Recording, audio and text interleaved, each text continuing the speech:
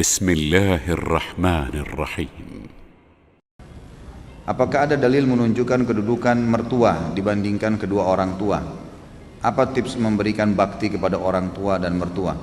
Sama saja, ya. Tetap orang tua diprioritaskan. Mertua itu umum, kerabat.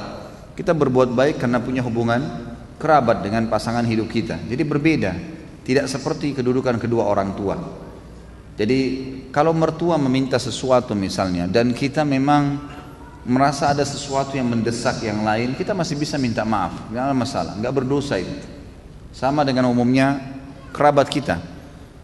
Tapi kalau orang tua nggak bisa nolak jadi dosa, nggak bisa. Karena berbakti pada mereka adalah sebuah kewajiban dan ini tidak berlaku pada mertua.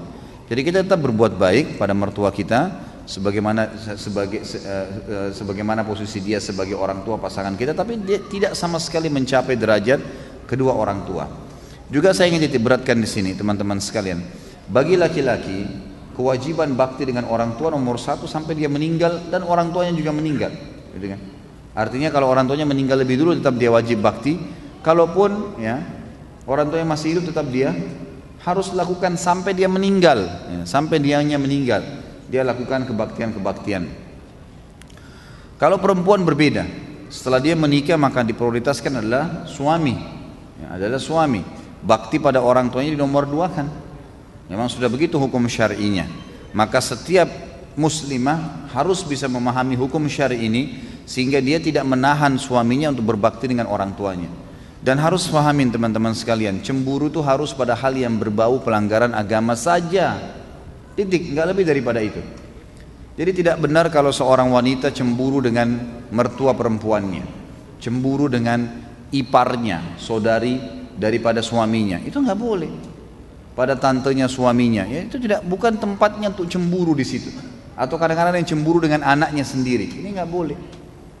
Jadi dia harus prioritaskan, ya, dia harus bagaimana mendukung agar suaminya tetap berbakti pada orang tuanya. Begitu pula dengan suami, kata para ulama, mestinya dia bisa memberikan peluang kepada istrinya untuk tetap berbakti walaupun dia boleh memprioritaskan dirinya.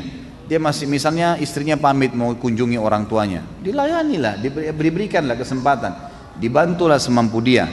Kalau dia punya hajat mendesak, dia boleh bahasakan, tolong selesaikan ini dulu baru kemudian kamu boleh ke orang tua kamu, itu nggak ada masalah.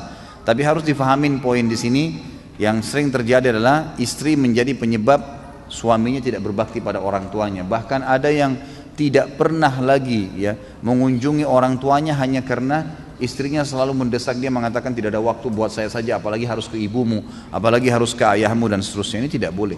Atau merasa cemberut, tidak senang kalau mertuanya datang. Bagaimana Ustaz? Kalau mertua saya cerewet, ya itu resiko. Kan itu resiko hidup, kan itu. Layani, sabar. Dia rewel, dia bicara, ya sudah. Yang benar kita sampaikan, maaf tapi seperti ini. Ya, kita jelasin apa adanya dan sabar. Ada orang dicoba di mertuanya, ada orang dicoba di orang tuanya, ada orang dicoba di saudaranya, ada orang dicoba di anaknya, ada yang dicoba di pasangan hidupnya. Dia bersabar, ya, dia bersabar lalui itu. Allah SWT menilai semua dengan pahala insya Allah.